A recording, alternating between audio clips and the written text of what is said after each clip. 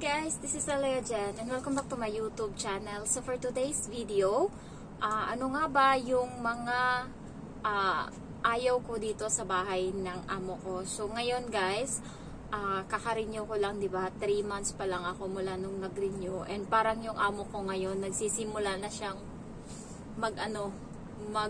parang nung bago ako, yung iniisip niya siguro kaka-renew mo lang, so iniisip niya wala, nakatali na ako sa kanya 2 taon. So parang ganun yung iniisip niya. Bumalik na naman yung pagiging ganun niya, yung pagiging ewan ko anong hanas niya sa buhay. So nung nakaraang araw kasi yung lalaki bukang bibig ako kasi nga natulog yung lalaki galing sa bakasyon, sa business trip. So alas 7 na ng umaga hindi pa nagising yung lalaki. Nanibago kasi galing sa Igmulad yung amo ko lalaki. So sabi ng amo kong babae, hayaan mo lang siya matulog. So hinayaan, umalis na silang dalawa ng bata. So mga alas 8:30 na, chinyat ako ng babae. Sabi niya, umalis na ba yung amo mong lalaki? Sabi ko, hindi pa, natutulog pa din sa kwarto. Sabi niya, gisingin mo. So yun, ginising ko. Pag uwi nila ng gabi, sabay silang tatlo. Sabi ng amo kong lalaki, pasalamat daw siya sa akin kasi kung hindi niya daw ako ginising, late na daw ako.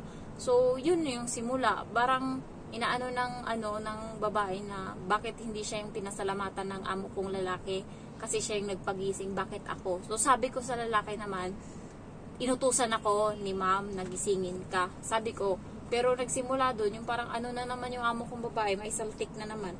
So nayaan ko lang siya, wala akong pakialam sa'yo. Ganun lang. Hindi katulad dati na ini-stress ko yung sarili ko pagka ganun. Ngayon, bahala ka dyan. Magtrabaho ako dito. Tapusin ko yung ginagawa ko. Bahala ka dyan sa'yo. So,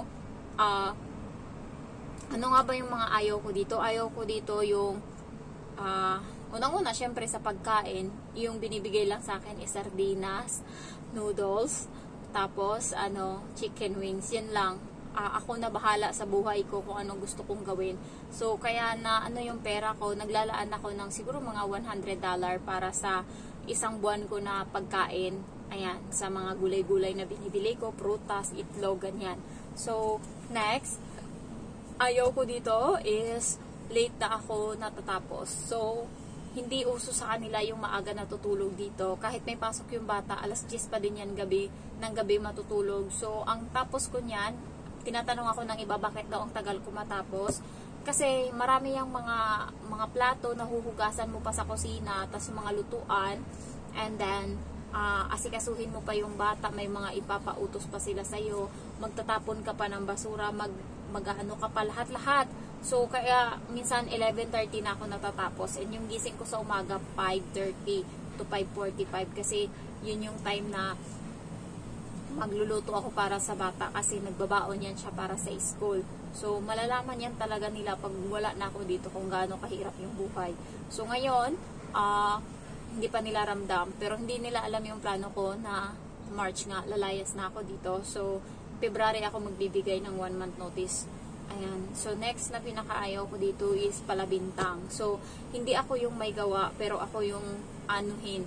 Katulad nung nakaraan, yung saksakan ng blower nila, sila yung gumamit, siya yung gumamit. Tapos, pag bunot niya, natanggal. Imbis na 3 yan nakaganyan, naging 2 na lang. So, sabi niya sa akin, alam mo ba na, kung bakit natanggal tong blower? Sabi ko, nakita ko yan doon sa may, sa may CR ninyo, nandun yung puti. Eh di, wala akong ginagawa, hindi ko naman yung ginagamit.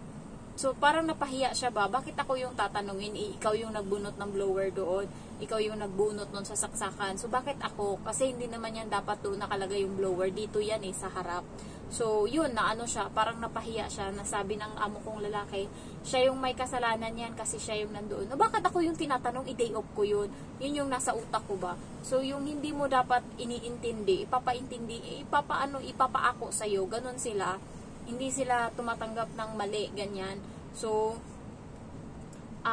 next is, talagang katulong yung turing sa'yo. Yung ang lapit-lapit na ng basurahan, eto lang yung basurahan, nandito, ilalagay pa dito yung basura, hindi na lang i-shoot talaga sa basurahan.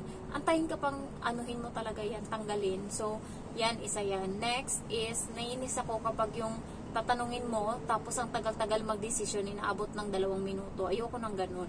Nakainis. Yung tatanungin mo, ma'am, maglalaba ba ngayon? Anong damit yung lalaban? Tapos wala, nakatunganga ka na. Siyempre, inaantay mo yung sagot niya. Tapos hindi siya sasagot ng 2 minuto. Parang gago ba? So, yun yung nakakainis. Minsan, iniiwanan ko siya. Bahala ka dyan. Sabihin mo sa akin mamaya kung maglaba o hindi. Kasi, nakakapagod. Yung ganong, parati ko nang ginagawa. Pag may tinatanong ako, anong lulutuin? Tapos parang, tanga. Ganyan. Ilang minuto? Bahala ka dyan. Naiiwanan ko. Kaya, lumalayas na akong.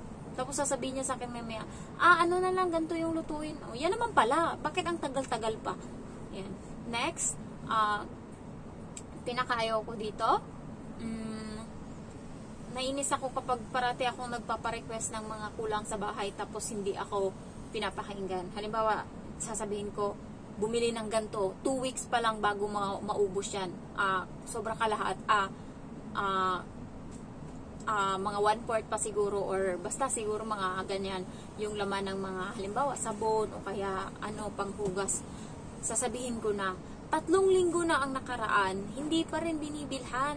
Wala, paulit-ulit ko yan. Every week kong pinapalo up. Tinitext ko talaga ng tinitext parati. Pinapalo up ko na ganito yung kulang, sinasabi ko. Okay, thank you. Tapos wala na naman. Ngayon yung bigas, ganito na lang mula sa balde yung tagal ko na yung sinabi sa kanya. Tapos, okay, thank you. Bahala ka dyan pag wala kayong masaing. Tapos, pag wala na, sabihin, bakit hindi mo sinabi sa akin? Sinabi ko na paulit-ulit. Hindi mo lang talaga naanhan. Bahala ka dyan. So, hinayaan ko. Next,